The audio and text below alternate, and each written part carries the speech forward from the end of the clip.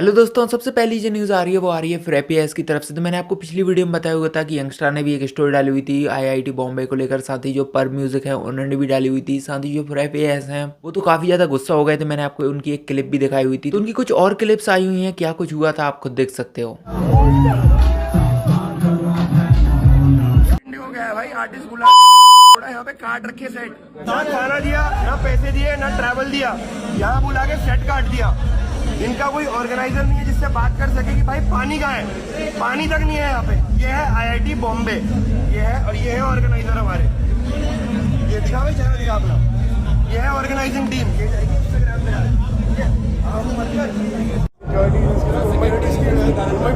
बोलने पे हमने, अबे तो तुमने साउंड चेक लेट किया ना, तूने बोला ना आधा घंटे का सेट करना है मुझे, तुमने बोला ना सेट के पहले। अबे जो भी था, ये आज की बात है क्या? 1 महीने पहले बुक कर रखा तुमने।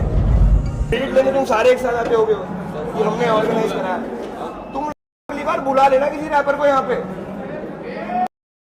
50 रील डालूंगा इसी चीज पे कि मूड इंडिगो की, और नाम भी दे दो ना अपने जिसके। इसके बाद जो हार्डबोन है उन्होंने भी अपने इंस्टाग्राम पे कुछ स्टोरीज डाली हुई थी, आप पॉज कर करके पढ़ सकते हो। अगली जो न्यूज़ है वो आ रही है डिवाइन की तरफ से। तो डिवाइन की कल जो एल्बम रिलीज हुई है उसी पर काफी सारे आर्टिस्टों ने और रिएक्ट किया हुआ है। देख सकते हो रफ्तार ने ये ट्रैक शेयर करते हुए लिखा हुआ है album out now this one, और उन्होंने डिवाइन और फैनम म्यूजिक को मेंशन किया हुआ था। साथ ही जो कृष्णा है उन्होंने इसको शेयर करते हुए लिखा हुआ है the bro divine with another one spin that. साथ ही जो विजय डी के हैं उन्होंने भी दूरदर्शन ट्रैक शेयर करते हुए लिखा हुआ था ऑब्सेस्ड विद इट भाई। साथ ही जो हनुमान काइंड है उनके साथ तो उनका कोलैब ट्रैक है इस एल्बम में, तो इसको शेयर करते हुए आप देख सकते हो उन्होंने डिवाइन को मेंशन करते हुए जो क्राउन वाला इमोजी है वो लगाया हुआ था। डिवाइन ने पूछा हुआ है कि इस एल्बम में से आपका फेवरेट ट्रैक कौन सा है, तो नीचे कमेंट में जरूर बताना कि आपका कौन सा फेवरेट ट्रैक है। अगली जो न्यूज़ है वो आ रही है एमईवे की तरफ से। तो एमईवे का भी जो भूले नई ट्रैक आया हुआ है, आपको पता ही होगा कि उसका म्यूजिक वीडियो भी आ चुका है और उसी की क्लिप्स उन्होंने उनके इंस्टाग्राम पर डाली हुई थी, जिनमें की 2 रील को आप देख सकते हो एपी ढिल्लों ने भी लाइक किया हुआ है। एक रील पर कमेंट करते हुए जो मीमैक्स हैं उन्होंने लिखा हुआ है अब मजा आएगा। जो केडन है उन्होंने इसको शेयर करते हुए आप देख सकते हो इसी ट्रैक की लाइन लिखी हुई है जिसमें की लिखा हुआ है एम्पेन वाले व्यूज पे उड़ा रहे सैम्पेन फैक्ट्स एमईवे बनता है। अगली जो न्यूज़ है वो आ रही है ढांडा नौलीवाला की तरफ से। तो इनका भी जो ट्रैक आया हुआ है जिस पर की काफी ज्यादा कंट्रोवर्सी चल रही है, तो उसी पर जो लक्ष्य चौधरी है उन्होंने एक वीडियो डाली हुई है, उसमें उन्होंने क्या कहा हुआ है आप खुद देख सकते हो। यार पूरा देश ये मैसी वाले इवेंट में बिजी था, उधर ढांडा भाई को लगा अपना गाना ड्रॉप कर देता हूँ, क्या ही हो जाएगा। For context, Dhanda Nyoliwala famous Haryanvi singer rapper हैं, जिन्होंने अभी रिसेंटली एक ट्रैक ड्रॉप किया वोमिट ऑन पेपर, जिसमें लिटरली उन्होंने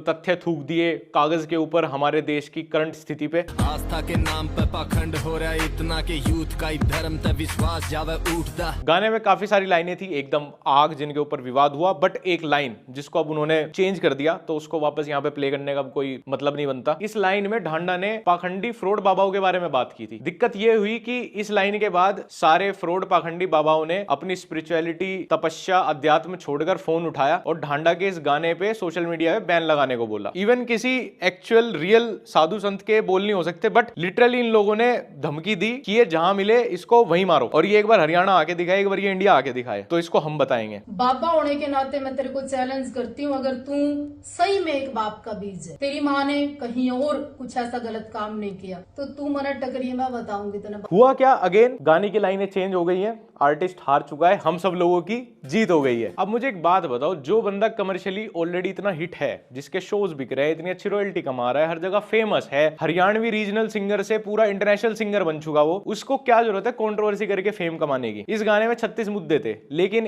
एक बात पकड़ के एक ही लाइन को मैनिपुलेट करके उसके अगेंस्ट नैरेटिव चलाया गया। और क्यों ना बोले भाई इन ढोंगी बाबाओं के ऊपर, या मतलब जब तुम्हारी आंख खुलेगी, जब ये लोग भी वापस एक एक कांड कर देंगे, ये लोग जेल चले जाएंगे। खैर हालत तो इस देश की ऐसी है कि जेल भी चले जाएंगे ना, तो जो इनके अंधे पागल बैल बुद्धि मंद बुद्धि फॉलोअर हैं, उनको तब भी पूछते रहेंगे कि बाबा को फंसाया गया है। हर आर्ट फॉर्म शुरू इसलिए होता है कि वो समाज के मुद्दों पे बोल पाए, वो क्रिएटिवली आम आदमी के मन की बात कर पाए। आर्ट का काम ही है समाज की कमियां दिखाए, उनके अगेंस्ट प्रोटेस्ट कर पाए। लेकिन आज के टाइम पे अगर आप उन आर्ट फॉर्म को इन एक्चुअल मुद्दों के लिए यूज कर लोगे, या तो आप जेल चले जाओगे, नहीं तो आप कैंसिल हो जाओगे, आपके साथ लोग काम करना बंद कर देंगे, आपको डेथ थ्रेट मिलने शुरू हो जाएंगे। मैं तो ढांडा के फुल सपोर्ट में हूँ भाई। हमने आखिर इन पाखंडियों को इतना सर पे चढ़ा क्यों रखा है, ये बताएंगे कि हमें कौन कितना हिंदू है कौन नहीं है। हमारा बिलीफ ये डिसाइड करेंगे, मतलब मैं कौन कितना क्या यहाँ हूँ वो ये बताएगा मुझे डिसाइड करके, ये मुझे सर्टिफिकेट देगा। और ये भी इन्होंने डिसाइड कर लिया कि इनके अगेंस्ट बोलने वाला डायरेक्टली धर्म के अगेंस्ट है। वाह भैया, आपको इतने धर्म की टॉप अथॉरिटी किसने दी? आपको ये प्रेसिडेंट वाला सर्टिफिकेट किसने दे दिया जी? ना इनका अपने क्रोध पे कोई कंट्रोल है, खुली धमकी बकते हैं सबको। ये कहाँ के बाबा हैं भाई? हमने तो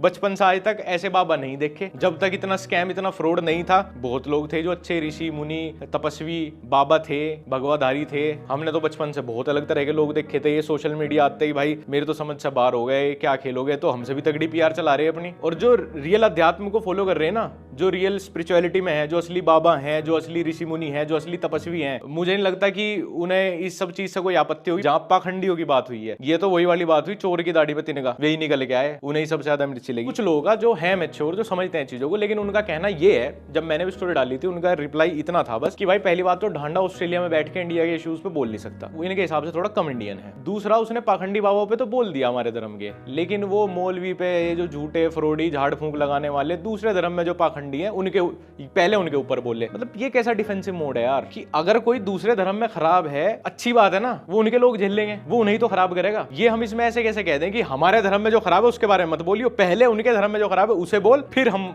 हमारे वाले को बोल लियो। नहीं तो तब तक हम अपने धर्म में जो खराब है उसको डिफेंड करेंगे। यार अगर कोई हमारे घर का बच्चा बिगड़ा हुआ है और एक पड़ोसी के घर का बच्चा बिगड़ा हुआ है, तुम अपने बच्चे को ठीक करोगे या पड़ोसी के को? वो पड़ोसी का बच्चा आपको एक आध दिन परेशान कर सकता है, बट सारी जिंदगी उन्हें परेशान करेगा। वही उसका शाप झेल लेंगे, वही उससे पूरी जिंदगी परेशान रहेंगे, उससे डील करना पड़ेगा उन्हें। अपने को ही सुधारोगे ना, टीचर को जाके बोल दोगे ओ भाई ओ ये दूसरे का बालक बिगड़ा हुआ, पहले इसे सुधार। तब तक हमारे वाला दारू पिए, पढ़े ना, लौंडियाबाजी करे, इसे कुछ मत कहिए। ढांडा का वो गाना, उसकी लाइन पूरी सही है। उसने पर्टिकुलर उन पाखंडी बाबाओं के बारे में बोला है, उसने कहीं पूरे धर्म को या सभी साधुओं को थोड़ी टारगेट किया है। एक आर्टिस्ट जैसे अपना ओपिनियन रख सकता है, सेम कोई भी धर्म गुरु, कोई भी मौलवी ऑडियंस, वो भी अपना ओपिनियन रख सकती है। बिल्कुल सही बात है कि ढांडा की वो बात डिबेटेबल है, आप बिल्कुल कह सकते हो कि मैं उससे सहमत नहीं हूं, बट इसका क्या मतलब है उसे जेल में डाल दो, बैन कर दो, इसका करियर खत्म कर दो, ये जहां दिखे मारो इसे? मतलब बिल्कुल ऑब्वियस बात है, ये नेचुरल बात है कि आपका ओपिनियन और किसी दूसरे इंसान का ओपिनियन अलग अलग हो सकता है। आप किसी को क्रिटिसाइज कर सकते हो, वो आपको क्रिटिसाइज कर सकता है। सोशल मीडिया कमेंट सेक्शन इसीलिए बना है, बट उसका एग्जिस्टेंस ही मिटा दो, उसे तोड़ दो,